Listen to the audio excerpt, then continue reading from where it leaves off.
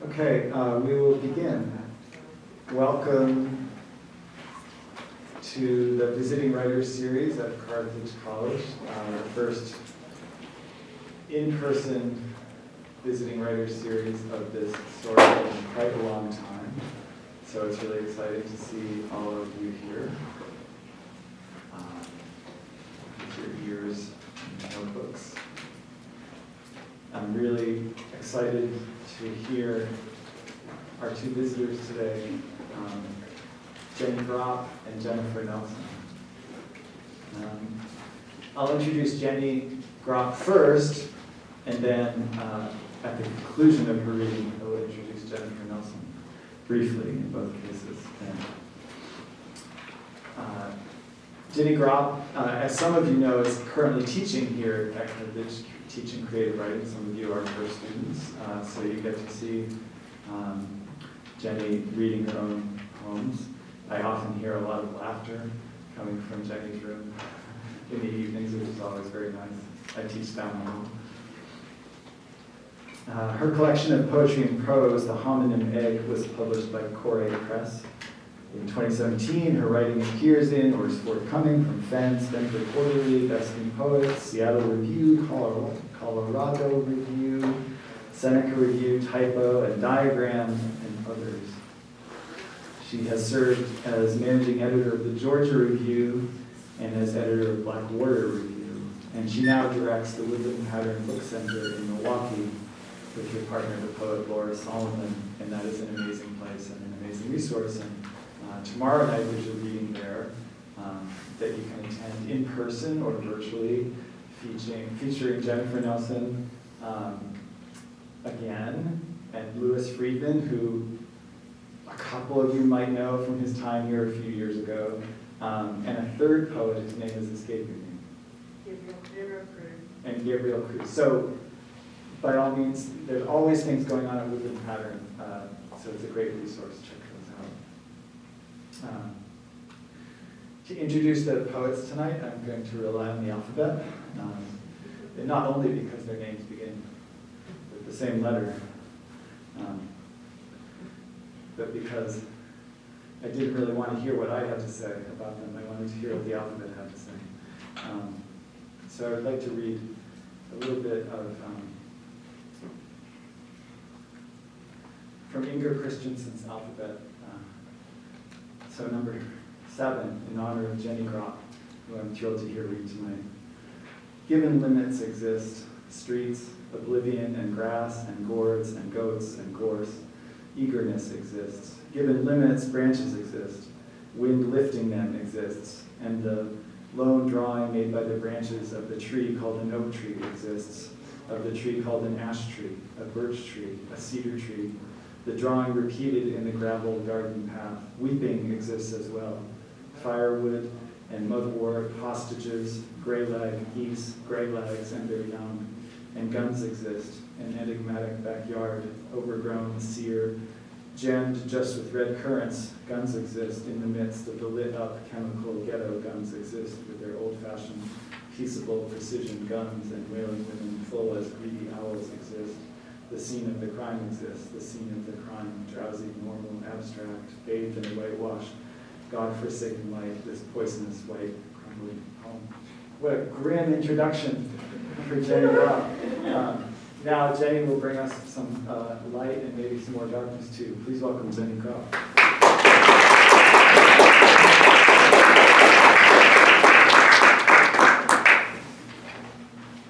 Thank you, Greg. That's actually one of my very favorite books of all time. Darkness and Light, accepted. So, you will get used to hearing me as I try to speak in the microphone and read poems. I'll be gasping because it's so strange to breathe and read at the same time at this particular moment with this mask. So.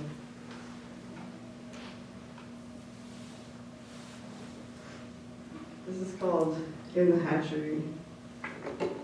In front of me is a photograph of a girl I do not know. Hushed, her tongue is an embassy, and when breathing, it moves toward broadcast, a tree flaring up from a seed, a tree that numbs the wind. And ripe, I do not speak from my high-necked branch. I hold my head like another language. At the moment of trembling, the eye is a leaf. I consider how torturous. The best flower is a bird, and I, a refrigerated bloom dropped in an empty passage, wearing dresses, waterless waves about my unpainted spine, my inside shaped like early weapons, the soft, dark wingspan turning in me, a flag. And layered shadows in the wall tell me I can't choose my own ghost, and otherwise I haven't heard back. You don't pull on the root knot. I haven't heard back. The mast rises through the fabric, and the season drops its brightest stitches. This theater was meant to feel abandoned. I don't call where my hand falls a settlement. I fall like salt on a space and circumstance appears. Can you all hear me okay?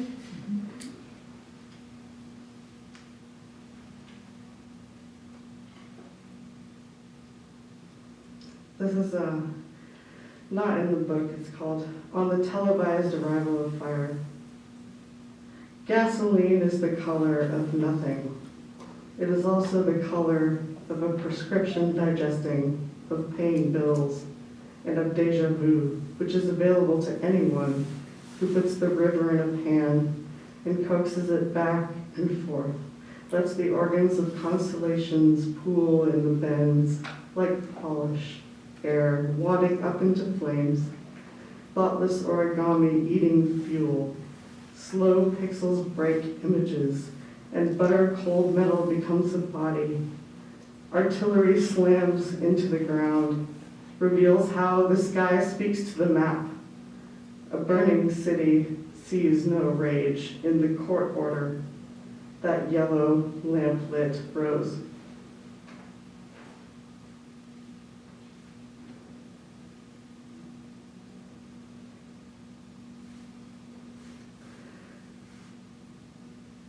All hail. I recall the queen who daily had 80 pails of water brought and poured over her. What a conveniently sized self. I never put enough salt in the food for those I love most. It's how the sand I see is not yet full of brightness.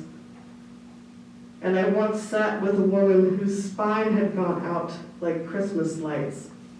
But I've never been able to shrink away from whoever you are, whoever that is. Try as I may. So this is how people play before waking, before behind the glass becomes the bottom of the pan. I hear a siren cutting through my dignity. All hail my body braced in its own door frame. When the house starts to blow apart, it really blows apart, you see. I can't finish this without my body truly braced. I heard a story once about a tornado that sucked the earrings right out of the girl, but she held on.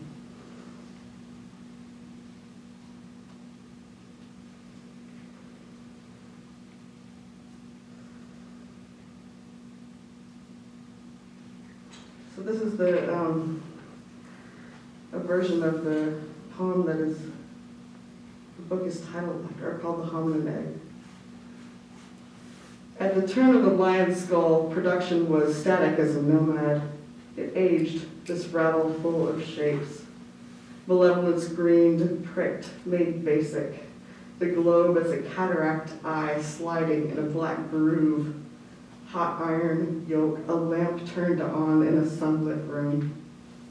It is as flour sits in the canister, discovered, exact stagnancy between raw and potential. It is air, a pregnant tiger leaping off an olive-colored boat, pressed, breathing, a claw lodged in wax. 2. When bees make lions in the honey skull, they hum. Barrels of flour greening cataracts sprouts, how rearrangement makes murmur tamed. Glyph of perfect raw shapes appear. Under the growth, blackened, punched in, eyeless soldiers, a mouthful of flour coughed out. Population's spare part. Death is heavy and a bounced check, a lunar expulsion, rich, a river thickened to oil. History, slow dust coagulates into scum. Miners' hands pull a velvet cord between the banisters and unwind the decision. The white dog in a snowstorm opens its mouth to reveal a glacial storm of red. 3. Giant lions prowling about with bees in their skulls put bees before honey. Large and diverse, the cream-filled cake bursts like politics and dementia.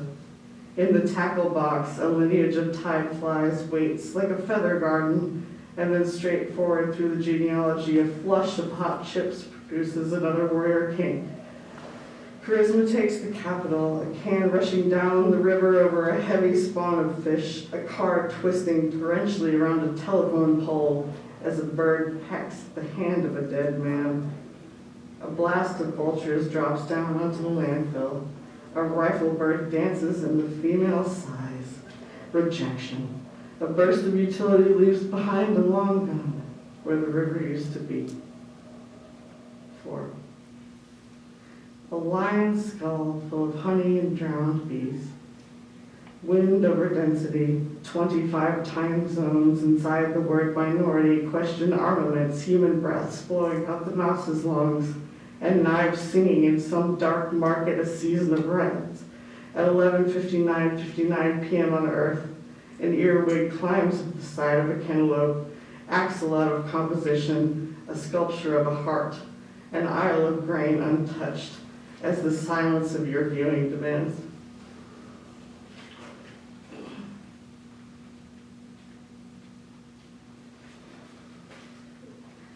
So I feel like it's a very weird time to be in Kenosha for me right now because of the Rittenhouse trial. And I'm not entirely sure what I want to say about that right now, except for I know that you've all gone through so much here in this town, and this is an intense time to live here, and I want to acknowledge that right now. This is a poem that I wrote like 10 years ago when I was thinking about Oscar Grant, who was shot by the police in San Francisco, and I just wanted to acknowledge violence and think about police and think about history and why we've come to this. On multiple digital video cameras and cell phones capturing the event, the policeman who shot Oscar Grant said he did not know the difference between taser and gun. At the end of this world is a lesser importance justification, a destination mock dazzling, the center rearticulating from mouth to the infant's mouth, a lost and found process, how institutional memory begins to bear anatomical accuracy, disorder, knows the body is a darkening hydrant, fragrant to prowling animals, and anatomical astronomy means autonomy is film. Means we don't revolve around anything. A taser is a gun. Like Copernicus said, we're not at the center of the universe. We had to be told. Some do not believe, as if belief should be fixed on film to watch again, to capture a beating on cameras as kin to 1630, a year decentered, when we began to paint landscapes devoid of human figures, falling away from the Baroque. Where were the figures in every eye? They think there is an Italian route, now draw it. The center moves from the event, out, increasing. Interest leads the eye beyond the glass, hands reaching out, cameras uploading, swim, feelings, Oscar shot. His body becomes a sudden chip of metal lost in body during surgery. He has no pixels, but the ship, oh, slow and voiceless, will replay for centuries. A whole fleet of images. What to send after him? It. The scope, the glove, another man's body. The fleet revealed as an abyss of similar images taken from all angles. solder his body to the court and wrench it to move the mouth of the police. Animals draw in and curl on the floor in sunlight through windows. Windows like lenses for each man, but beware. The sun has no such thing as a beam.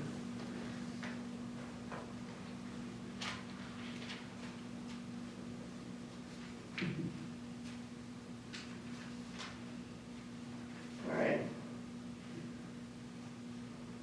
So I want to read a few more things here real quick.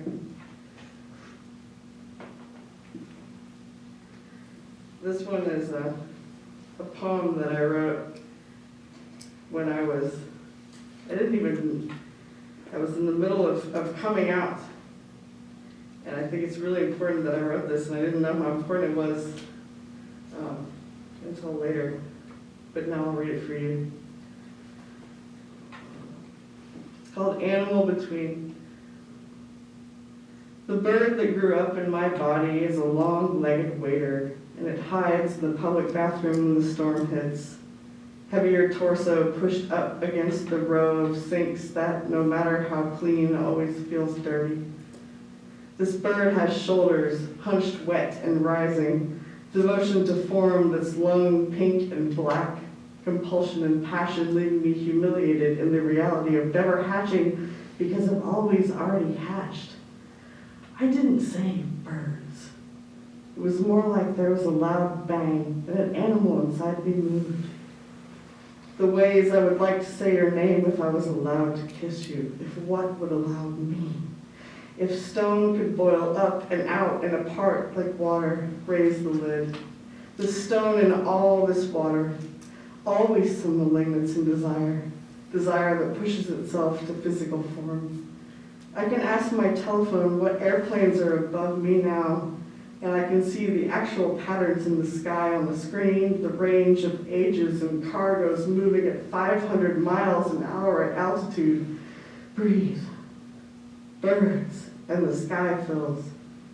The weather just came and came for me until I realized we live in a blue house, and I'm a wasp sheltered inside of paper I spit up, waiting for a hand to pick up the nest and turn it over, waiting to see a giant eye taking in my whole body at once.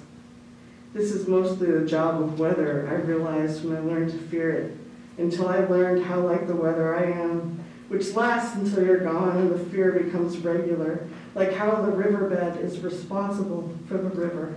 I have kissed you so many times and you don't even know it. One can really live in the mind. Never mind if she's quiet, birds, and she's gone, but not really. That bird whose call from the porch railing just outside sounds like a woman screaming from far away. I've gotten to know that bird, but when my friend visited, she rose alarmed. I might find a way through fear so that even if I'm still in it, I could say, I've never heard that sound come out of me before. Maple animal rising out of a red fan of trees, hip and jaw.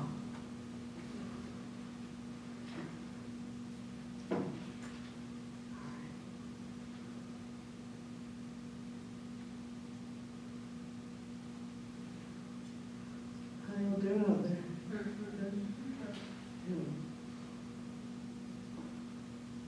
Okay, I think I'm gonna read about two more and then let Jennifer come on up here. So this one's called Ornaments of Providence in Welded Water. Sunny December snowshine, 2 p.m., exhausted by the dead, the feeling of waking up all day. I drink a sunlit whiskey, a belt of coal right through me. Instead of a hot air balloon, I have a cardinal in melted bird bath water, like a well-meaning professor saying, "Morning." The calm of giving in, poke at the ice tray, disrupt a cue. Remembered names like black holes folded into hand-passed notes. Oh, mailman, I never offer you a drink, though I know your 1,000 boxes are spots on a bush where berries grow. If someone dies or moves away, you find another berry in the same place. A handful of snow with supernova in my whiskey. Somewhere the parrot and the aloe will outlive me beautifully. The mailman pulls away, and above, the sky slow churns icily, crosses like freezer gin, a cold pilot light lit.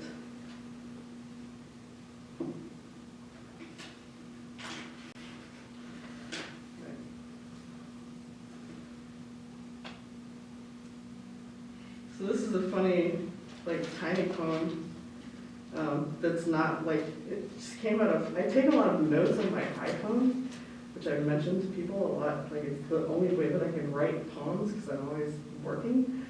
And I'm just poem. Or basically I'm really lucky because I have this partner who's a poet too. And so when we're talking, it's always poems are happening. And, we have this belief that poem starts when we're talking, and so we're actually always writing, even though we're not able to write books right now with everything we're doing. So these actually I'll do two little tiny ones. The subscription. Once per day, we must go to the great horned owl. But the dream was once per month per our subscription. The great horned owl, once per month, he landed in the clear of the story, hit the limb so hard, outside the blinds rattled, the unnatural thud of it. We subscribed to the owl, the 5-year-old boy of it, dreaming in the size of prayer.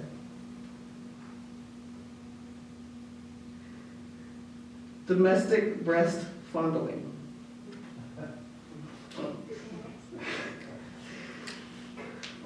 Like holding a cat, a woman feels the seasons.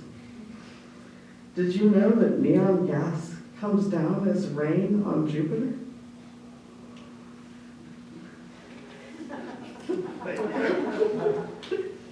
So I'm writing some little short poems like that right now.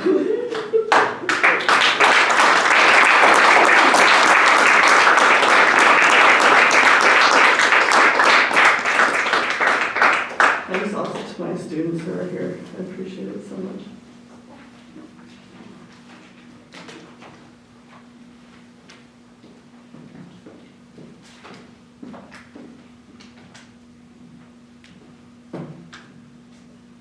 Thank you, Jenny. It was exciting to hear that piece of the great unwritten books that are being spoken in your houses these days. Jennifer Nelson, I was excited to meet a half an hour ago, and now I'm excited to read. And I think she will read, at least in part, from a book that she herself only came into her hands today, yes? 2 hours ago. 2 hours ago. So only 2 hours ago, AIM at the Centaur Stealing Your Wife came into being in the world. So this is a very exciting night in that way. Jennifer Nelson is also the author of Civilization Makes Me Lonely and Harm Eden. The first and the last of those three from Ugly Duckling, and the middle one from Sophocles. Her work has appeared in Panda's Friend, A Perfect Vacuum, Social Text, The Baffler, The Brooklyn Rail, and elsewhere. She was the Often poet, OFFEN. She may have often been a poet too at the University of Chicago in 2020.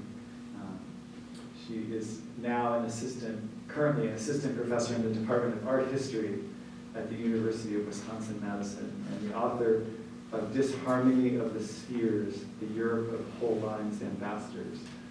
I'm very excited to have an art historian as well as a poet here. I know reading art history has been extremely interesting to me as a poet and helpful. I think especially learning things about looking in language that you learn from art historians.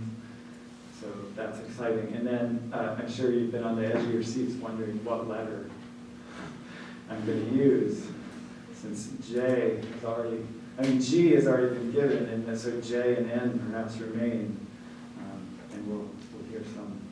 of number 10. June nights exist, June nights exist. The sky at long last, as if lifted to heavenly heights, simultaneously sinking, as tenderly as when dreams can be seen before they are dreamed. A space as if dizzied, as if filled with whiteness, an hourless chiming of insects and dew, and no one in this gossamer summer, no one comprehends that early fall exists. Please welcome Jennifer Nelson.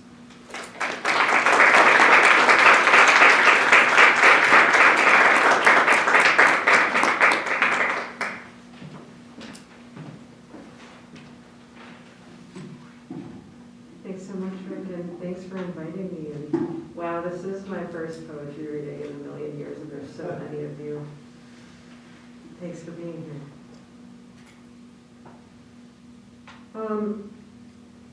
You know what? I'm changing my mind. I want to read one thing. And I appreciated Jenny's content warning.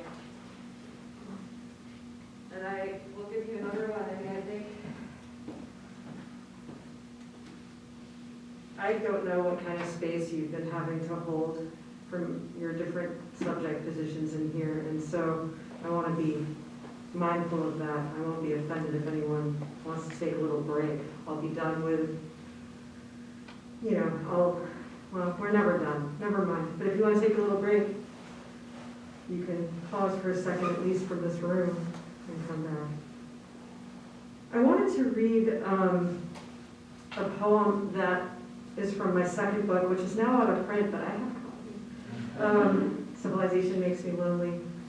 And it is like the second best poem in this form of two. The far superior poem is Audre Lorde's Power, which inspired it. And I think at a certain point in the poem you'll know around when I wrote it. But it's still important. The protest market. I imagine that advertising in Rome for whatever was sold in the streets was also rhetorically rich and dumb. Anaphora for mass-produced amphorae. We commit to A, we commit to B, C, D, E, as long as the plaque could be seen. I have not been able to touch the plague inside me. But unless I learn to use the difference between signage and poetry, children will inherit my flaw, and their marches will be blind, leading the blind into a ditch in front of a church, a muted palette on linen, underpainted peasant eyes, showing what art has done. Who the fuck is Peter Bruegel? Sure, he's always watching me dance, but he's also caught between his dancing and pleasing the rest who watch the dance. At least when my friend gaslights me about suffering the cruel optimism of striving parents and denies the case of Michael Brown, I understand why he must and can never perish. The collision of realities reveals he is the alabaster 6'2" structure of all imperial oppression, forensic science, evidence, gladly smiling true discomfort at a faculty party where two men of color waltz atop white nods before speaking only to each other. The difference between poetry and signage is being ready to sell yourself instead of victim, then annihilate your buyers.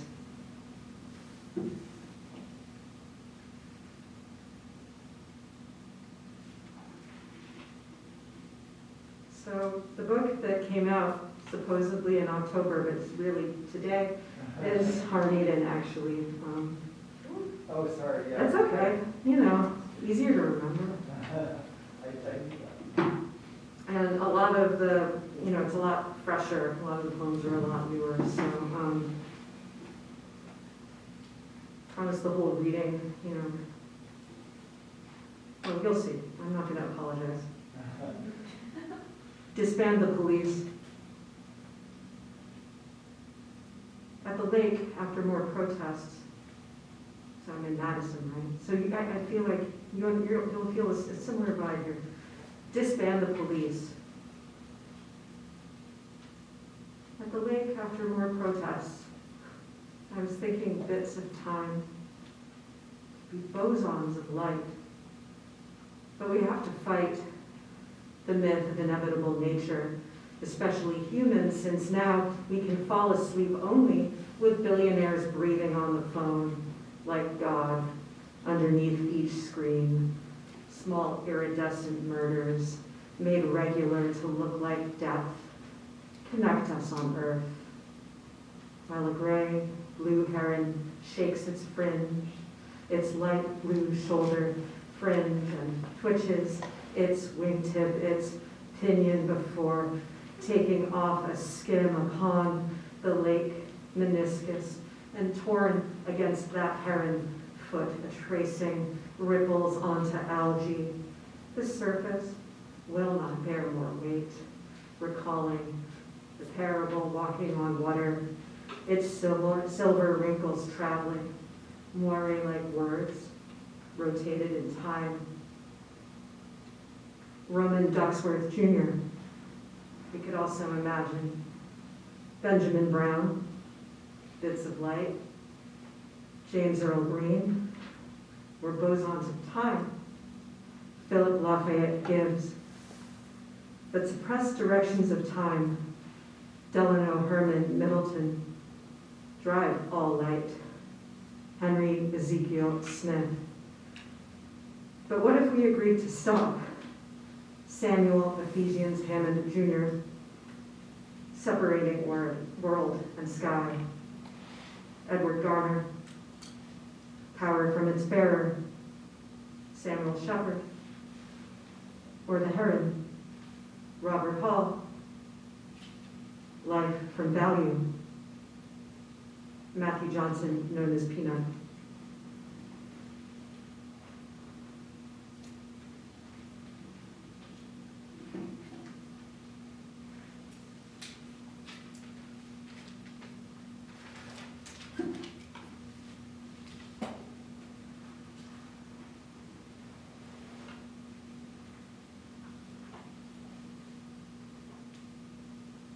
Hercules Fuentes.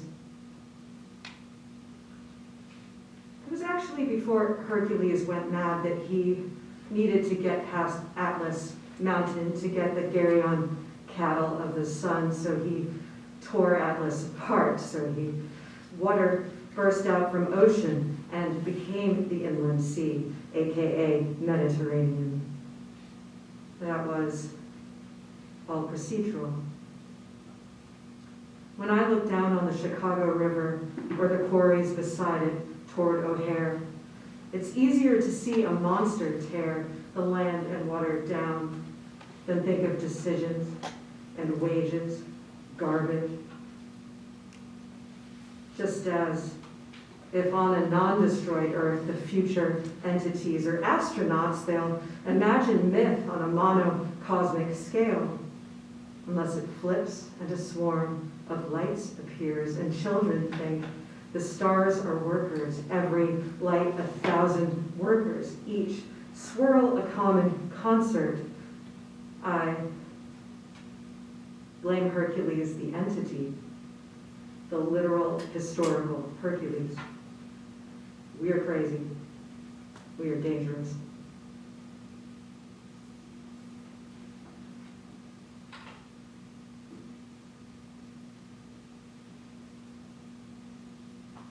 The bird.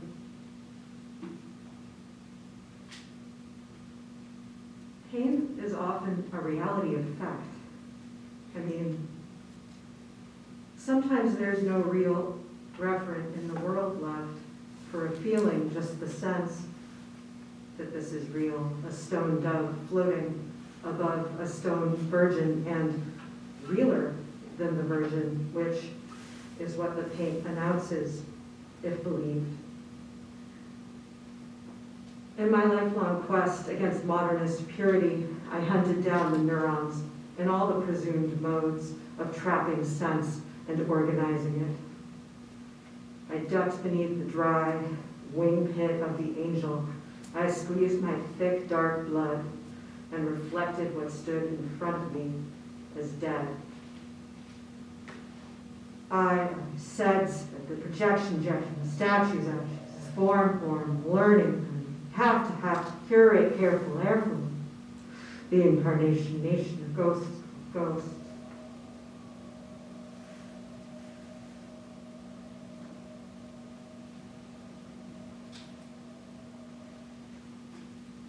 Came to the end of the book, skipped a lot.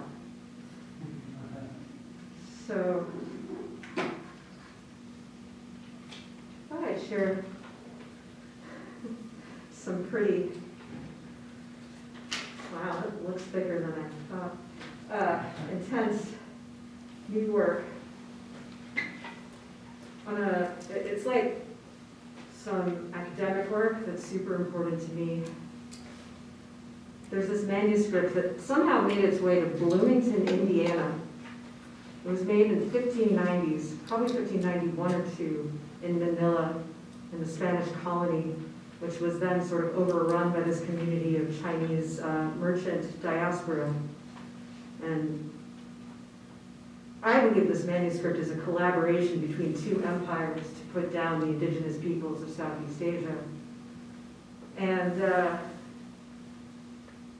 I was worried I wouldn't be able to say that correctly as an academic, so I decided to write this poem. There's a lot to say, so just hang in there and tune in and out if you have to. Do whatever you need to do, because we're going to go through this right now. The Boxer Codex. The braided blue hair of the sea weaves wide and indefinitely. On it like pointed beads, small ships, bancads, carry naked natives and the things they have to sell. 70 years before, Magellan fucked up a conversation, and for another 100 years from here, these people were called thieves, ladrones, before their name improved to Spanish slang for leg of pork. From the image, I guess, it was the smoothness and the brownness of their bodies that produced that name, right? Or wrong? I myself have looked like a lechon. At first, from the roundness of the chests, I assumed these were understood as women on the woven sea, offering fish and fruits, but now suspect they're mainly men that look the same as women. Same hair, same no covering, same roundness all around, same face. So too, the Spanish and the galleons share a face. Across those faces of that braided sea striations, as if from pregnancy or broken TV interrupt, scrolling along the scene, or single portion yellowed rain on selected person. Behold the manuscript, you see the scenes unfold out. The only one that has many times been folded, protected, kept vivid, tense lines. The greatest saturation is in the dyes of Spanish clothes, which must have seemed exotic still a little to the artist, given that the artist knew to make the ocean a rhythm of gradient yarns of sea and the sails of coconut matting like a checkerboard in a basket. No European would have painted those sails, or if they had, they might have made them look more functional. As later picture engraved for the Dutch shows Ladrones expert sailors arriving en masse and getting blown up. But mostly the tell is the sea. This is an East Asian sea, between Maiguan style, Muromachi painted scrolls, Mughal manuscripts, and early named blue and white bowls. Why write an essay here? For the first time I noticed a bundle of rods like a Vasquez dim in the sea against its weed, and a Chamorro person diving after. This is iron, the only good Chamorro people wanted from the Spanish. The point of the coconuts, the water gourds, the fish, the thing that's most amusing to the profiteers, the different market, the stupid knife would fetch more goods than gold, that any weight of iron was worth whole contents of Chamorro boats. How intriguing that they bite the ropes that bear the iron, como si fuese un rábano, as if it were a radish and would relish, tie the reciprocal coconut up. At the top of all this, interrupted by the puny cross of Burgundy, red cross on white, what you think of as Spanish, which flies at the main and fore topmasts, runs a flora and fauna margin, semi-repeating, though the bees and birds face the crosses symmetrically, close enough to peck. These ornamental borders come from made-for-export Chinese wares, though in this particular fake picture book of life on Earth, the expectation is to document what's local while demonstrating how the local color sings, especially the gold, especially extravagant to use it only in the margin, for the edges of petals and parts of bees, outlining a red the way that Oriental restaurants continue this decor. I mean mainly Chinese and Thai American, and this Manila galleon, folded out on the first page, with its relations to the friendly locals, greeting their lightly laden outrigger canoes, is one reason some people use this word American to mean huge occupied swathes of land. The ropes that reel in coconuts and fling out cords of iron feel inexorable as rum lines on a portolan, deployed everywhere along the coast. Catch everything, catch what's offered and wet it. So I, of course, enjoy the bite. Shown here on the left is as if a bite into iron itself, but on the right, that severing chew before reciprocation. During this exchange, the cannons of the galleon stay quiet. The one threatens foreshortened like a button, whoever opens this book.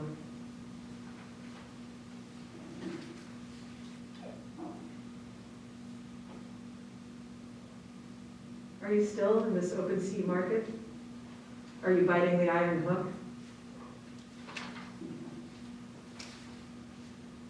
The borders continue more regularly for study pictures of ladrones. A spear comes out from behind one border, peeks across the left, a gimmick that the girl might jump out of the page. Across the opening, her partner, with a top-knot hair and bow and stash, looks ready to kill the dinagat rat in the border corner. This rat is now almost extinct, not that rats come first in mourning. With a Cagayanes, you get more gold, a hot midriff on her, literal idols crowning him. If I continue with this sequence, I'll repeat this bad anthropology, attributes, sex, and names.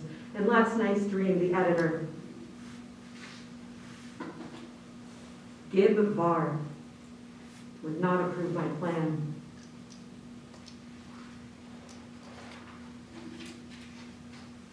Meaning somewhere in me, an explorer held back at Gibraltar wants to make the pictures, to commission more. Why else are there blank pages? If I were emperor. Here the borders shift from jungle rats to lobster or zambales. Butterflies green and maize pinned with gold look into the corners. What would I do otherwise if I led the expedition? Should I not abolish expedition? Should I not yell at the pictures themselves? People of this land never had a king, and neither did their ancestors. Martha's texting me about the plague, the way I texted her about the fire. In After Earth, directed by Jess X. Snow, Isabella Borgeson set several tiny boats, first in the California desert, then in the Pacific in 2017 or earlier. There are still boats buried in this sand, a vision of a holy ocean after the typhoon, and a double meaning, the word barcada, friend group and boat, a friend/ship, as she swims with hazel green eyes, underwater with a candle. Reminds me to tell you, barangays still exist, each polity a sailboat and community at once. These barangays, allied together, sometimes with a raja, or sultan or not, within this continuous sea, which vanishes in the Boxer Codex after that first scene, but is implied everywhere. A waterway between borders, sea air and ink. An ocean blue seeps through and rules the empty pages. The gray of the cannons returns late in the skin of a Chinese deity who is our counterpart, a general who records all people and their names and deeds and punishes the bad. Then carries through the monsters. Gritted up as the book starts winding down. Of course, monsters, you would expect these Europeans to stock the show with unknown beasts, chimeric parts, a small tusked horse with fire blitzing from its limbs, a top-knotted tiger with 5 tails where a stain looks like it breaks wind. The snowcat has the haircut of native women 200 pages back. I could go on. A bunny and elephant square off in size, while a dragon and a Kirin prance, their rainbow scales and hair ablaze. But no, the pictures end with birds.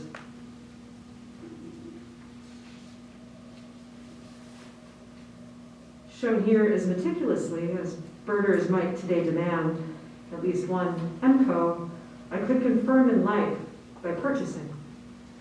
In the light of this day in a Beauplaid, Wisconsin October, I could order a macaw that looks like MCO from the Pet World Warehouse outlet 14 minutes drive away, though this facsimile creature came from Brazil.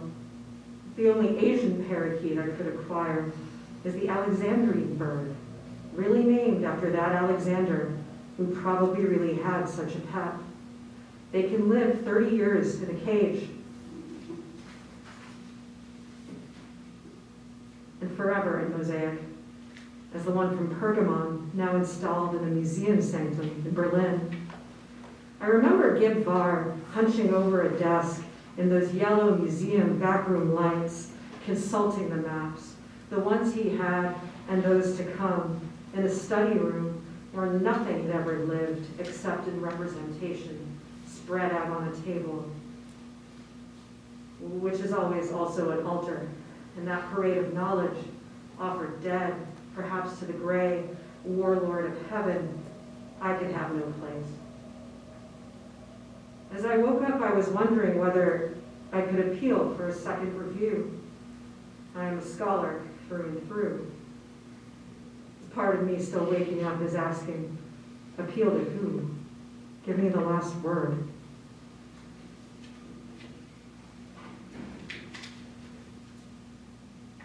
Poor immortal crane crouched home. Dunmoon, head, red-crowned crane, leads a hermit along the edge of the air as a lost rich curves in a scratched-up mirror-sized patch of silk.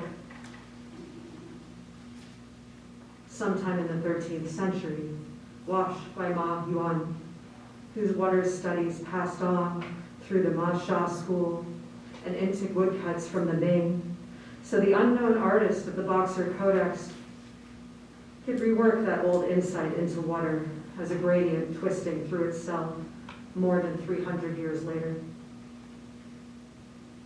The crane is wet, it's posed to air its butt. Behind it, the last few pages of the Codex chip, paper fragments out. Beneath its beak, a wormhole flakes. The hole only stops when Boxer, British spy, inserts other pages for context in 1950. That is, another 1590s scribe is made to interrupt with a local bishop's letters to the King of Spain and others describing the need for governance and conquista. Of course, the crane couldn't be a portal. Of course, there is no door. I await the verdict through the accurate tongue of the last bird who has no reader.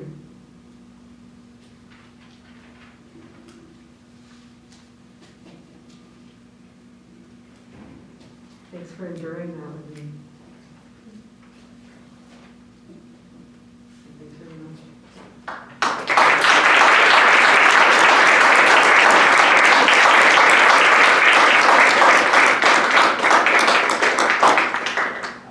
That was quite amazing. Thank you, Jennifer. Read that too. So what we're going to do now, first I wonder, do you have enough books that can be books for sale for people who are interested? I have lots of them. So if somebody would like to purchase a book, you can see Jennifer, but we're going to take a 5-minute break or so, and then people in my advanced poetry class and anybody else who would like to stay and have time for some conversation and questions with the poets, please do that. And you're moving on to other parts of your evening, please do that. So thank you all so much for coming, and thank you, Jenny and Jennifer.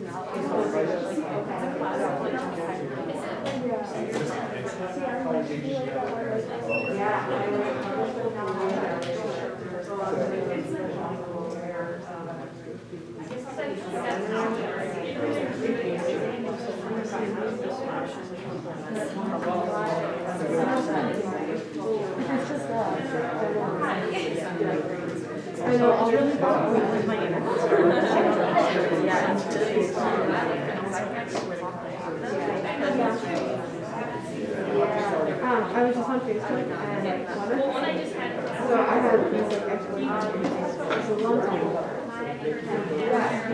Baby, and I'm like,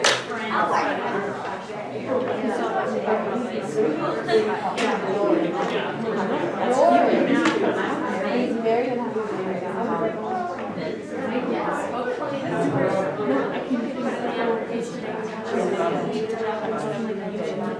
Could I, the people that are sort of in the back of the room, could I invite you guys to either sit closer or maybe sit in some of these chairs so we can form a more conversational group? If you're sort of sitting more near the front, that couple in the back. Full adult man. What do you mean?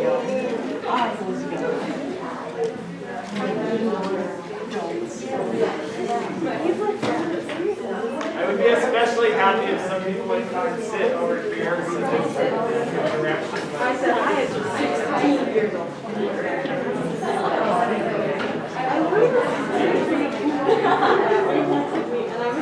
I'm up for right now. Just being like half what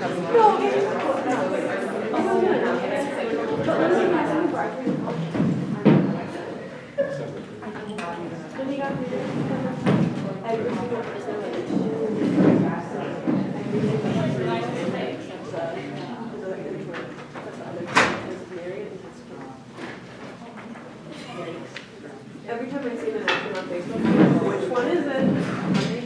Who's getting theirs now?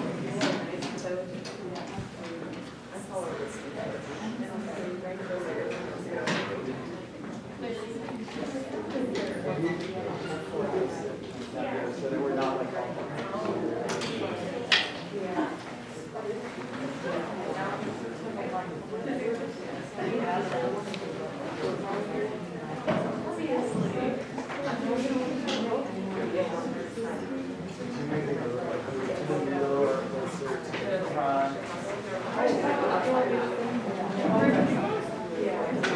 Maybe I could invite you guys to sit here.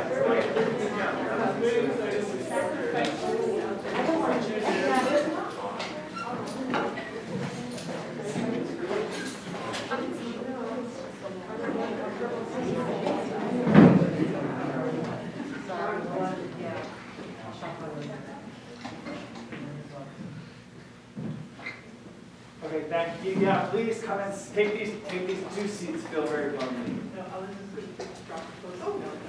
Thank you so much.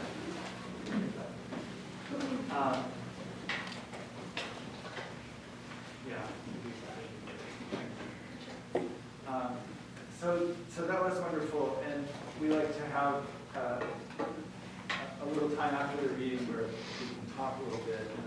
So probably everyone in this room is writing in various ways, poetry and related things, and I wanted first to just say to students in my class and any other classes, like, if you have questions, if you have things that you're thinking about after this reading, and things you want to share, just to have this a time to do that. So I'd love to hear from somebody that something you'd like to ask Jennifer or Jenny, some way it felt like it connected to your own practices or writing. I have something I was curious about for Jen. I noticed you use birds a lot as either writing and as another reason for doing that, or do you just like birds? I think I just started following a line of obsession at some point. Like the book is The Hog and the Egg, which I realized, like everything is sort of coming out of this idea of catching, but that humans are also catching, and that's not doing things too. But it comes out of observation, so I basically just decided to accept the obsession and play them out fully, because they're not harmful to me. They're just open my mind. I needed to get perspective as well, I think, in terms of what that animal can do and what we do to that animal. Both, and habitat. We as a consumer, better than an observer. That's like a favorite time, especially since it's Thanksgiving coming up. Oh, yeah. Very nice. Love that connection. Let's give thanks. To all the turkeys who will lose their lives this Thanksgiving. Yes, it is. For both writers, when you feel stuck in the writing process or at any point, how do you move forward? Okay. No, that's a good question. Like, for me, it's usually that I put pressure on myself or feel pressure through myself from other things. And I just try to think about what that is and find a way to remove it. And often that takes the form of changing what it is that I'm writing. Like if it feels like the poem is supposed to be operating in a certain way, or I, yeah, like if I should be continuing with a certain vibe, I just remove that pressure, I drop that and try something else. And usually that gets me out of it. And, you know, I can come back to it, or I realize I would have to come back to it, you know what I mean? So that's my strategy. I feel like I'm so busy with what I do, running a nonprofit all the time, is that I'm just like, I'll basically like touch on something by making a note and move into note making, and then I do that. I take like the notes and they begin to become something else. I'm moving those into certain places, and I don't put the pressure on myself for it to be a poem. It's a thought. But most of what you're thinking is a poem. And I push through writer's block by not putting the pressure on myself to make an art form. And put the pressure on myself to record what I think. And that's really easy because you're thinking like constantly. So that's how I've overcome it. Like I used to be a person when I was an undergraduate who would just like be like, or even a graduate student where I would sit for hours at a time. I would go into a hole for 8 hours and I'd be like, get out! Like if anyone approached me and I'm writing. And I can't do that now, you know, unless I have a very specific like moment that I've scheduled for myself. But you can keep all that thinking recorded and alive. And I think recording it keeps it alive because like it doesn't matter. Like even if you're like it's one line that's not going to be meaningful later, it comes back to like something you say now. And that's how I exist with that. I want to kind of follow up on that question because it was the way that you answered Jennifer and what you said about that last piece you read, and sort of that there was a movement from a certain kind of academic writing, poetry that you seemed to point to, if I understood you, and how you felt that in the sort of dynamic of releasing something that was required of it for it to be academic writing, and then you also expressed a sense of a kind of pull for it to be some other thing. So there was like both, like a desire for it to take a certain shape, but also I wondered about the question of release as you expressed it there, but was like releasing a certain set of requirements.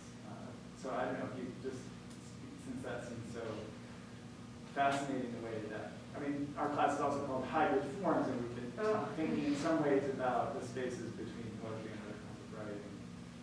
And it did seem to inhabit, you know, certain parts of it that were occupied a more prose space than some of the things you read earlier than that. So yeah, just was really curious.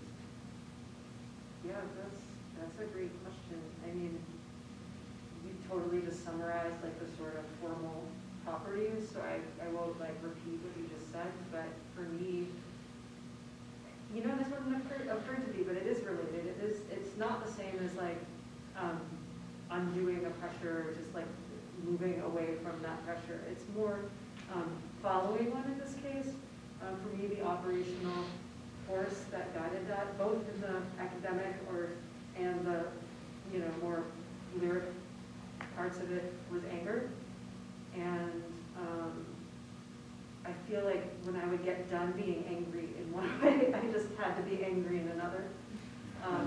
But I wouldn't have recognized the similarity. I think this is a lot of what I do is just sort of dealing with these impulses that are very psychological and just like either if it's pressure that's like stifling me, just like, you know, like whatever I have to do to get around that.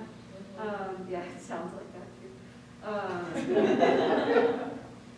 But sometimes it's like the positive, like anger, just like resentment and anger. I think those are, resentment is like a great reason for writing, I think. Therapeutic in that way. Yeah, jump in, please. I'm sorry, you were And then after. I would love to hear you talk about how, as a writer, do you tend to read, or like the various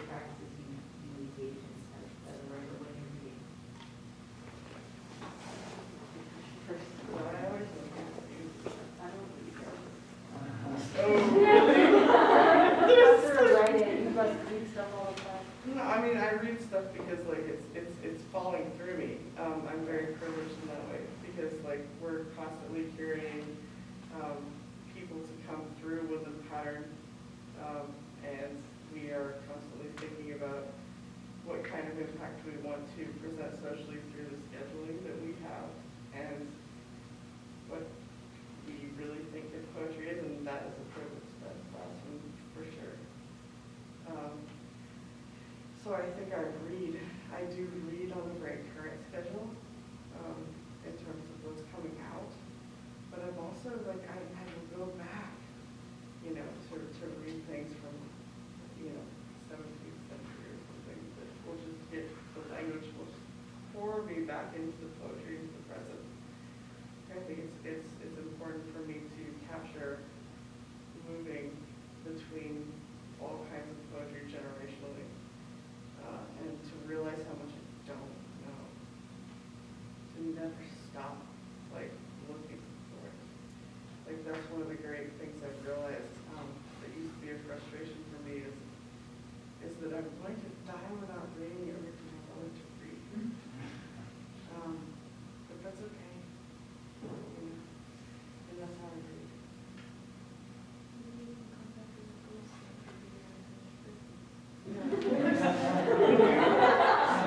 Incantation, like, I just think about the repetition of ghosts. Get repeated, like all the ghosts of all of these people.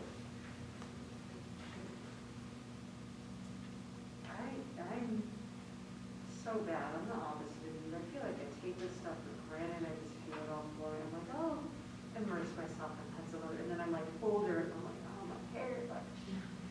But it doesn't make me change my behavior. I'm just sort of extremely selfish when I'm writing, and when I read, it's like I'm Googling.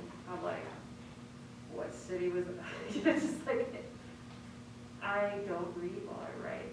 For me, reading poetry in particular is something that happens very separate from writing in that, like, it's obviously not completely separate, and I have my influences, but that thing that I did, for example, with Audre Lorde is not something I do almost ever. I don't confront other people's writing that's in the same mode while I'm writing.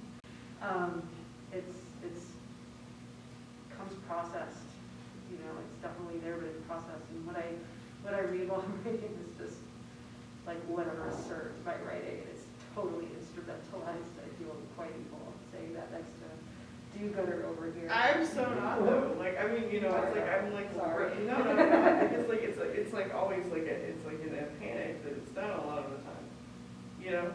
Yeah. And also like I rely so much too on exercises that are structured, that have come before me to reach the words like in a closer way.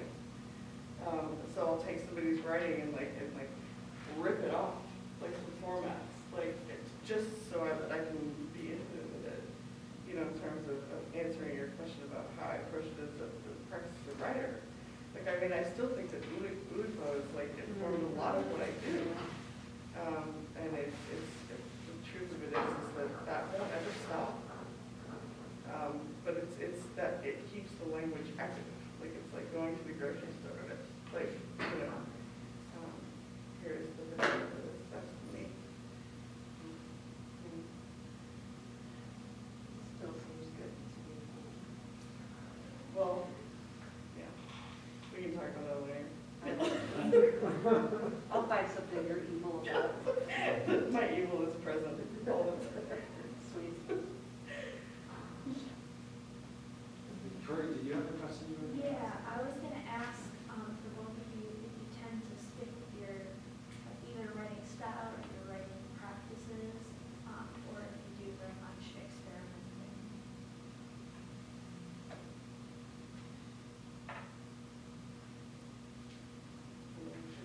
For me, it was both exciting and disappointing when I realized I had a style.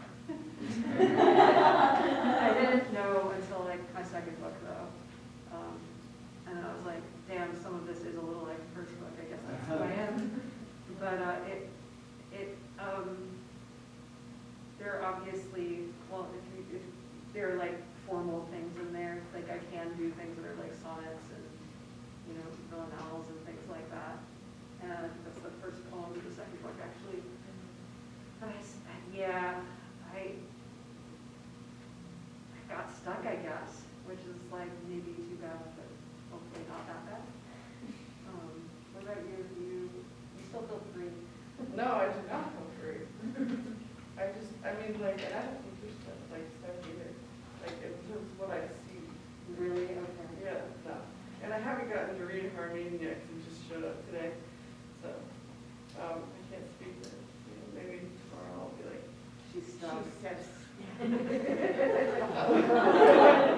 That will happen.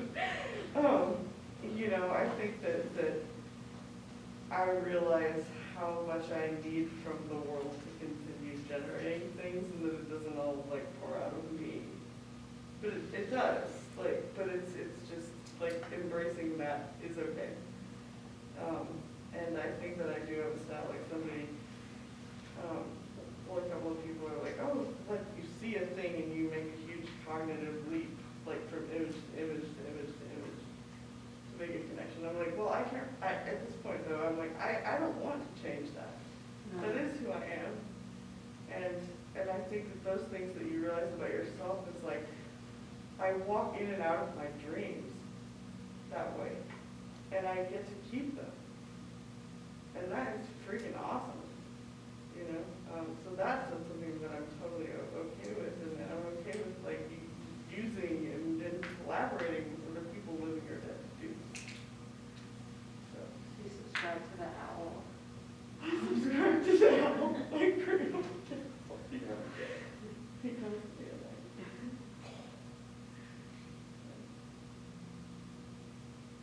I will say though, like, I definitely was like, if I ever noticed myself doing me, Garbaggio, like, you know what I'm saying? Like, it was okay if I would realize it after the fact, but if I noticed, I would, so I don't know if that also helps answer. Yeah. Or because it was like familiar to you, you Yeah. thought you didn't like it? Like, Yeah, I think like if you recognize what you're doing, it's probably not that good. I don't know. Do you know what I mean? Yeah, yeah. Not, God, that sounds very general. If I am myself, then I don't like it. Sorry, maybe Dr. Roberts. Yeah, but I mean, I think too, like if you like read something and you're like, and you can feel bored by it, also there's a huge greatness in letting something sit and coming back to yourself. You know, that also helps a lot for you to like find things in it.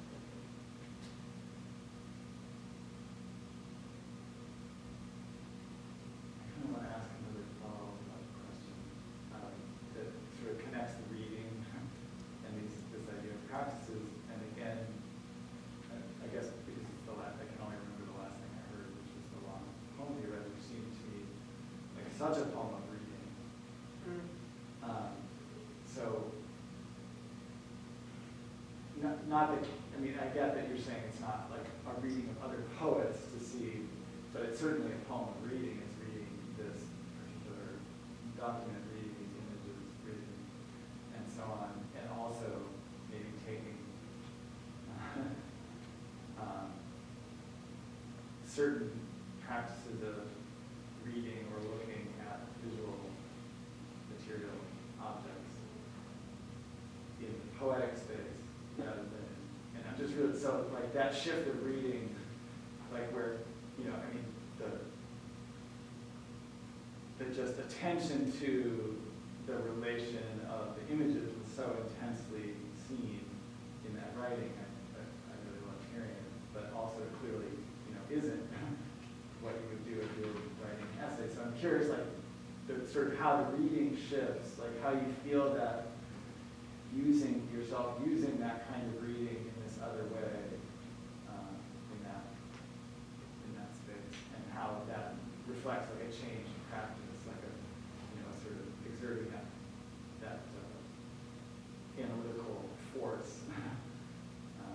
For me, I feel like the powerful thing that we feel this much more easily, I would say in general. Again, I'm saying we, I don't know. But like with images. It's very easy for certain kinds of images, if they're successful, to seem like they are still alive and bearing power over us. I think that's true about poems also. And it can be true of certain kinds of writing, and it certainly was true about the entirety of this manuscript for me. The writing, you know, Spanish, 16th century Spanish writing, 16th century Chinese images, and the caricatures of the people and the way that visual and verbal rhetoric is still very alive. But you can see the power that enlivened that oppressive rhetoric like, just in your face, you know, like when you're actually looking at these pictures. And, yeah, I guess that was, you know, that is an act of reading, to just be angry at it. So I guess to come back to that is, I find that whenever I get very analytical, I usually am also having an emotion, and I think it's important to bring those two things together, and that's what I think was happening there. You know, just to be the most highly critical, laser-eyed, tentacle-brained, like, reader, just friggin' reading this thing to death, because it's so alive and it's so evil. You know what I'm saying? And then just try to bring it to life in some other way where it's like being strangled by you. I don't know. That's, I think, something like what I was trying to do. Yeah. Yes, you did that. Yes. I felt that. I mean, to me, it's like the combination of that, the intensity of observation with the anger, like often, sometimes the one prevents the other, right? Blind with anger is raised by accident, but I think that's where this particular light and power of it. I don't know, so I have a whole rant on this. It's like, and I'm not saying this is you, I think our culture tells us that emotions weaken us or impair our cognition, and I think that's like pretty, like, anti-feminist, and I'm like super anti that. So I just, to me, I'm like, no, I'm gonna retrain and just like see where my emotions take me in terms of my corrective powers intellectually. Because like, a lot of these things need so much correction, and you need all of your intellectual powers to do that, but what good are they if you like believe that they're weakened by your feelings? The feelings are what tell you what to do, right? So you feel like poetry is like an instrument that like helps strengthen your cognitive powers, like in terms of informing your academia as well? I mean, I hate that, but that's true. I always want the poetry to be more important than the academia that strengthens the poetry. Yeah, so this is what I'm asking, like, it's not even sure what I'm saying. Yeah, I don't know. But it's definitely, I can tell you the academia gets better because of the poetry. Yeah. The poetry. Working in tandem, like there's, yeah. That's my like hope and dream and vision. Yeah.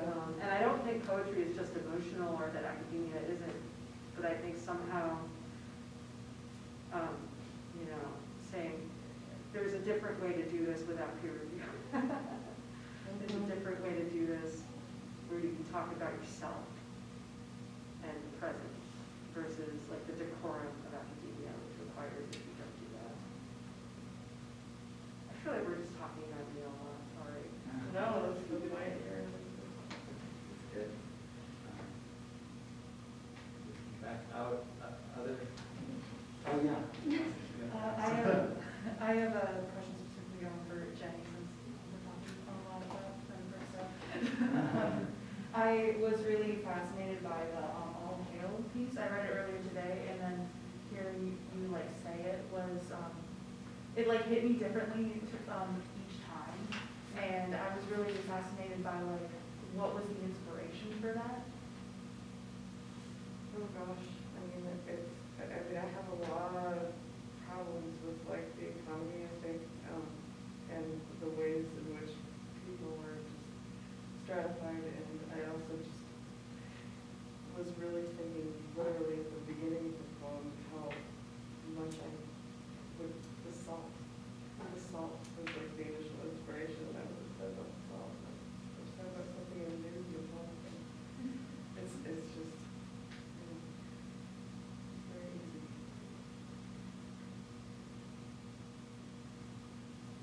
I think that's my favorite, sorry. No. Favorite coming out poem ever. So. Sort of a follow-up on that, like, really, I was intrigued by a lot of the, like, word choices you used, like, I'm trying to remember which one, anatomical, or, some of the really longer, more descriptive words about, people or nature and stuff, and I was just wondering how you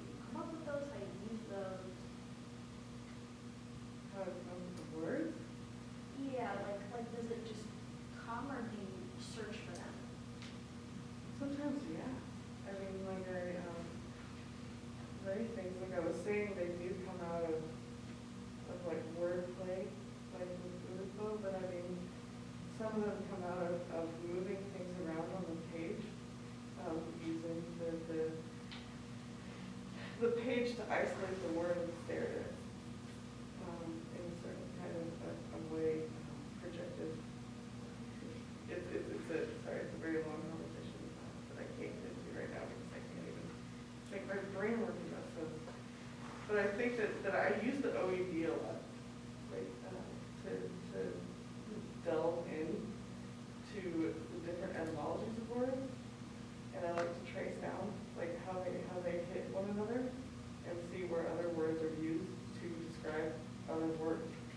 Like it's and so like for example, if you were to look up anatomy, you would be given probably thousands of words that would describe what that means to people throughout history.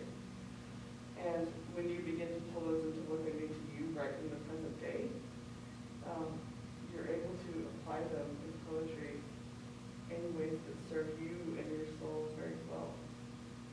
So I think I do play with the feel of the page alone, thinking of it very much alone, and staring at the poem as like signify, getting, and then, yeah. I just want to add that you have access to the OED Oxford English Dictionary through the Carthage Library. It is an amazing place to spend time. You found the physical copy to do it that way. And also, I wonder if you could say a little more for those people who might know less about it, about Ulipo and your, like, maybe if there are specific Ulipo practices that are ones that are closest to you.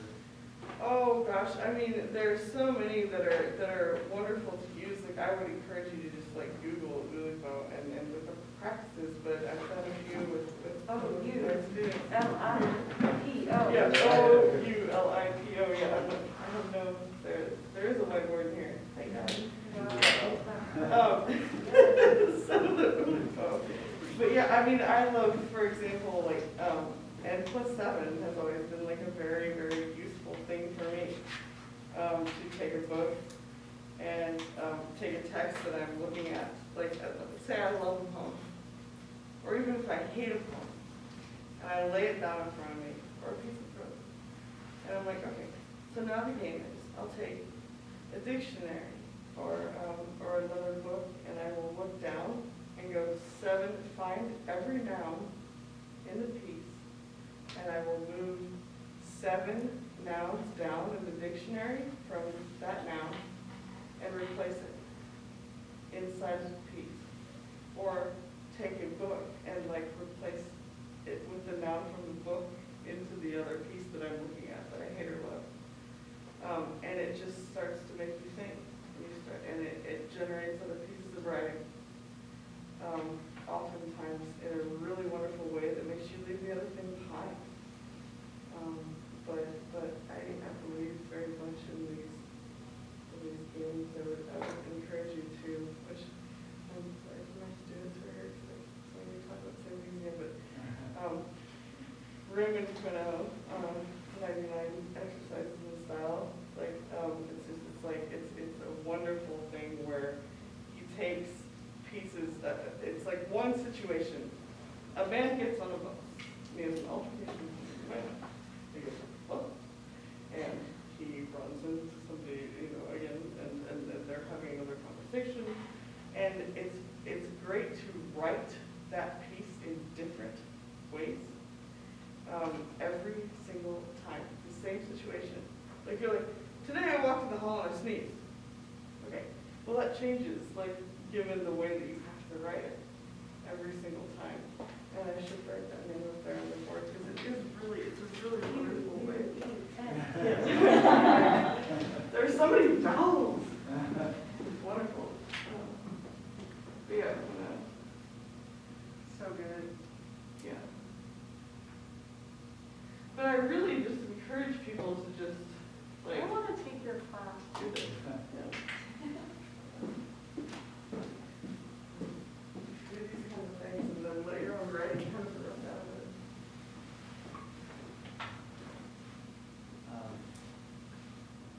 Maybe a final question or two. before we let our readers go? What are you thinking about, or what would you like to ask about? While you're thinking, I'll just plug the OED again.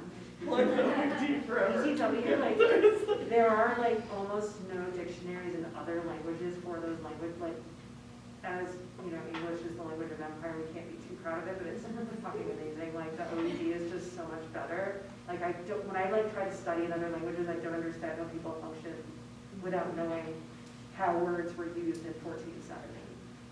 Yes. We have access to that power, like, we know that from this crazy thing that apparently you have access to online. And make sure to like maximize, like click on the etymology part. Yes. That's where you get the good juice. The good stuff. And like, you will lose your access to it when you leave the university. That's expensive. So I was like, no. I actually just realized that I'm going to get it. We're getting a hard copy, like from somebody. Like, yes. The kind you need to magnify that. Yes. Yes. It's really wonderful. that's amazing. Yeah. I want to take a photograph of you just pouring over. That would be so dope.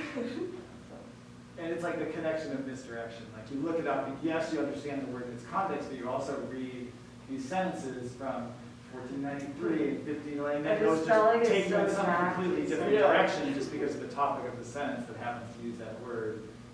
So it's an amazing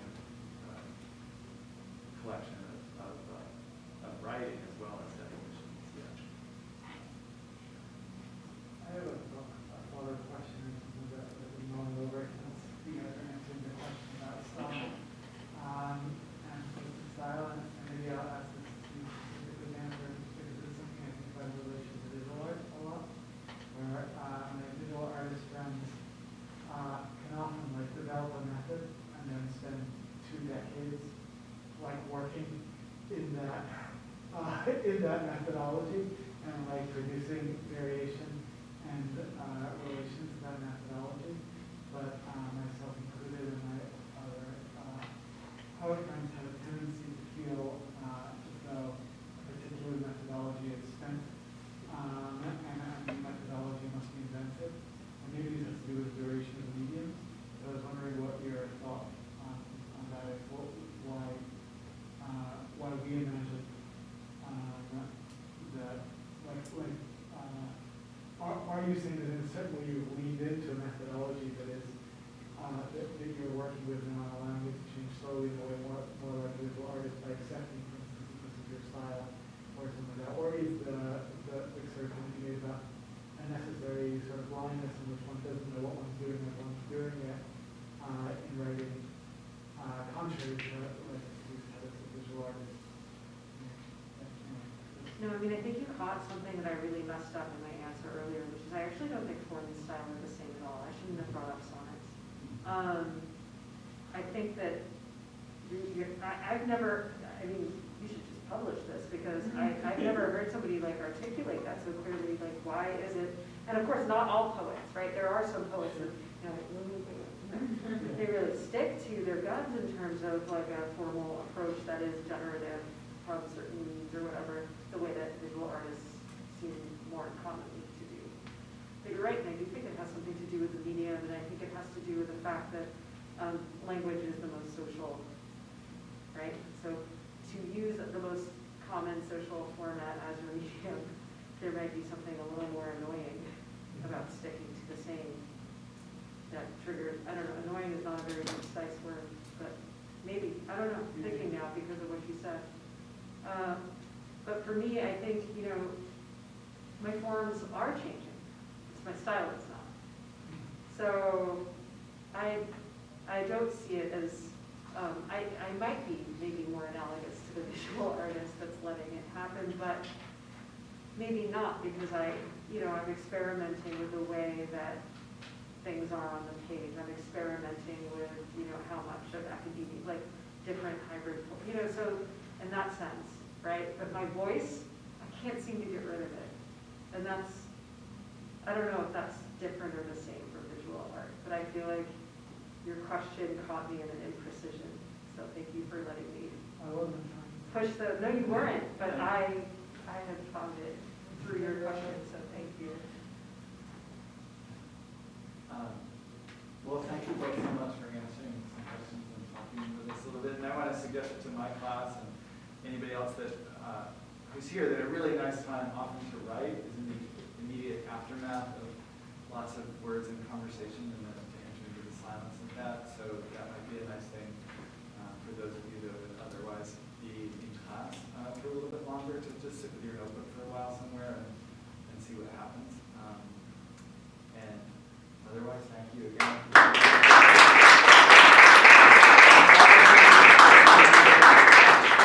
Great questions. And we'll see you in the spring for more reading. Keep your ears open.